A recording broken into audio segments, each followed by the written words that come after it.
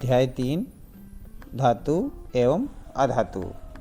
इसके एक वाक्य में जो प्रश्न है उसको शुरू करेंगे। तो शुरू करते हैं। धातु के भौतिक गुण।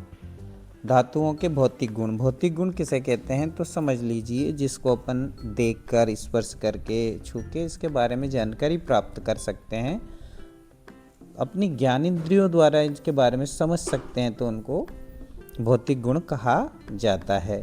तो इसमें सबसे पहला है धात्विक चमक। तो धात्विक चमक पहला गुण है और इसका डिटेल भी यहाँ पर है। धात्विक चमक अपने शुद्ध रूप में धातु की सतह चमकदार होती है, इस गुण को धात्विक चमक कहते हैं। दूसरा है इसमें आघातवर्धनीयता। आघातवर्धनीयता धातु को पीटकर पतली चादर बनाने को ही आघातवर्धनीयता कहते हैं। मतलब उस पर आघात या चोट करके धातुओं को चादर के रूप में बदला जा सकता है। नेक्स्ट है अपना तन्यता। तो तन्यता का मतलब है धातु के पतले तार के रूप में खींचने की क्षमता को तन्यता कहते हैं। और सबसे अधिक तन्य धातु है हमारी सोना। तो इस सोने की विशेषता ये है कि इसके 1 ग्राम सोने से लगभग 2 किलोमीटर लंबा तार खींचा जा सकता है। बर्तन बनाने में आघातवर्धीयता व तन्यता का भी उपयोग किया जाता है। नेक्स्ट है अपनी धातुओं की गुण अपन पढ़ रहे हैं, भौतिक गुण। तो धातु ऊष्मा और विद्युत की सुचालक होती है।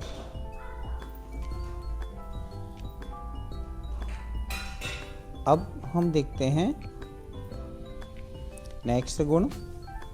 धातुएं का गलनांक बहुत उच्च होता है, मतलब इसको आसानी से गलाया नहीं जा सकता। नेक्स्ट, चांदी तथा कॉपर ऊष्मा के सबसे अच्छे चालक होते हैं। लेड, सीसा और मरकरी ऊष्मा के कुचालक होते हैं। ध्वनिक, सोनेरस, मतलब जब धातुएं कठोर सतह से टकराती है तो वो ध्वनि उत्पन्न करती है। अब इसके पश्चात अपन आते हैं आगे अधातुओं के उदाहरण। कार्बन, सल्फर, आयोडीन, हाइड्रोजन, ये अधातुओं के उदाहरण हैं। और ये जरूर याद रखिएगा, ब्रोमीन एकमात्र अधातु है जो द्रव है। नेक्स्ट, मरकरी एकमात्र धातु है जो द्रव है, तो ये याद रखिएगा। इसके बाद आयोडीन एकमात्र अधातु है जो चमकीली होती है। इसके बाद एक परिभाषा है अपर रूप। तो समझिएगा, जब कोई तत्व एक से अधिक रूपों में मिलता है या विद्यमान होता है तो प्रत्येक रूप को अपर रूप तथा इस प्रक्रिया को अपर रूपता कहते हैं। कार्बन के 2 अपर रूप है, हीरा और ग्रेफाइट। परीक्षा में ऑब्जेक्टिव में पूछ सकते हैं।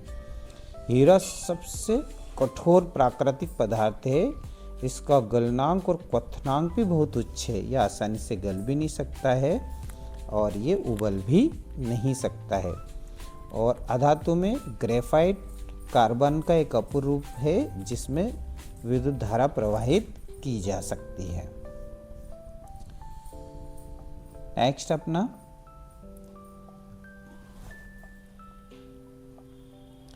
ग्रेफाइट कार्बन का अपर रूप है जो सुचालक है, विद्युत का सुचालक। इसके पश्चात अपना क्षारीय धातु लिथियम, सोडियम, पोटेशियम इतनी मुलायम है कि जिसे चाकू से काटा जा सकता है। ये पॉइंट भी आप अच्छे से याद कर लीजिएगा।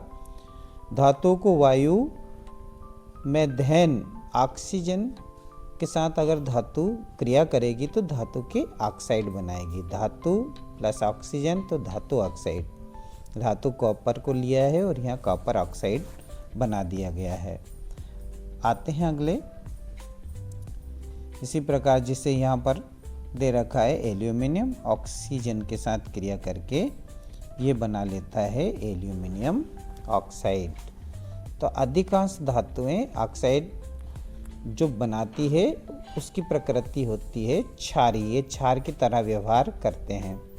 और उभयधर्मी ऑक्साइड जो धातु द्वारा बनाए जाते हैं वो अम्लीय और क्षारीय दोनों प्रकार के गुण प्रदर्शित करते हैं। तो उभयधर्मी ऑक्साइड दे दो एल्यूमिनियम ऑक्साइड और जिंक ऑक्साइड, इनको अवश्य याद कर लीजिएगा दोनों नामों को, क्योंकि ये परीक्षाओं में पूछे जा सकते हैं।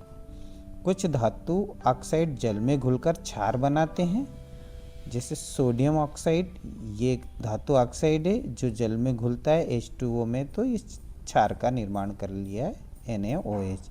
इसी प्रकार पोटेशियम ऑक्साइड है, वो जल में घुलकर पोटेशियम ऑक्साइड बना लेता है। इसी प्रकार अगला चलते हैं, सोडियम पोटेशियम वायु में खुला रखने पर तेजी से क्रिया करता है और आग पकड़ लेता है, मतलब ये बहुत ही क्रियाशील धातु है। और ये क्रियाशील होने के कारण वायु से क्रिया न कर सके, इसलिए इस सुरक्षा के लिए इसे केरोसिन के तेल में डुबोकर रखा जाता है। तो यहाँ अगला पॉइंट भी इसी तरह का दे रखा, सोडियम सबसे अधिक क्रियाशील धातु है। अगले पॉइंट पर चलते हैं। धातुएं जल से क्रिया करके धातु ऑक्साइड व हाइड्रोजन गैस बनाती है। तो हमेशा याद रखना, धातु जब जल से क्रिया करती है तो धातु ऑक्साइड और हाइड्रोजन गैस देती है। धातु ऑक्साइड फिर जल से क्रिया करते हैं तो हाइड्रोक्साइड का निर्माण करते हैं। तो पोटेशियम सोडियम ठंडे जल से क्रिया करके ऊष्माक्षेपी हो जाते हैं, मतलब ऊष्मा निकालते हैं। जिससे पोटेशियम जल से क्रिया करेगा, पोटेशियम हाइड्रोक्साइड बना और हाइड्रोजन निकली और ऊष्मा भी निकली। ऐसे सोडियम हाइड्रोक्साइड की ये पूरी रिएक्शन है। अगला, मैग्नीशियम गर्म जल के साथ क्रिया कर मैग्नीशियम ऑक्साइड बनाता है एवं हाइड्रोजन गैस उत्पन्न करता है। मतलब याद रखिए कि जल के साथ अधिकांश धातुएं जो ज़्यादा क्रियाशील है वो ऑक्साइड का निर्माण करती है। एल्यूमिनियम तथा आयरन भाप से क्रिया करके धातु ऑक्साइड तथा हाइड्रोजन गैस देते हैं। जैसे एल्यूमिनियम की भी ये रिएक्शन आप अच्छे से पढ़ लीजिएगा, ये रिएक्शन भी आप अच्छे से पढ़िएगा। तो जो ठंडे जल से क्रिया करती है वो भी ऑक्साइड बनाती है, जो थोड़ा गर्म जल उससे वो भी ऑक्साइड बनाती है, और भाप से क्रिया करके भी ऑक्साइड बनाती है। मतलब ये इसमें ये अंतर जरूर याद रखिएगा कि कोई धातु गर्म जल से क्रिया करती है, कोई ठंडे जल से क्रिया करती है, तो कोई धातु भाप से क्रिया कर सकती है, क्योंकि ये क्रियाशीलता के आधार पर इनको रखा जाता है। नेक्स्ट, एक्वारेजिया संगठन में 3:1 में हाइड्रोक्लोरिक अम्ल और सांद्र नाइट्रिक अम्ल होती है। ये प्रबल संक्षारक है, इसे अम्लराज भी अपन कहते हैं। एक्वारेजिया सोना और प्लेटिनियम को आसानी से गला सकता है।